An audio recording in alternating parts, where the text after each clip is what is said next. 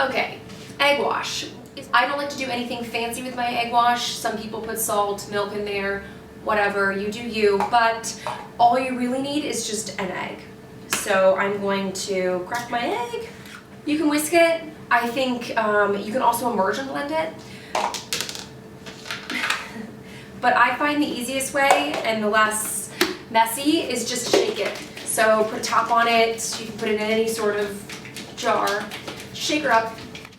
Dance.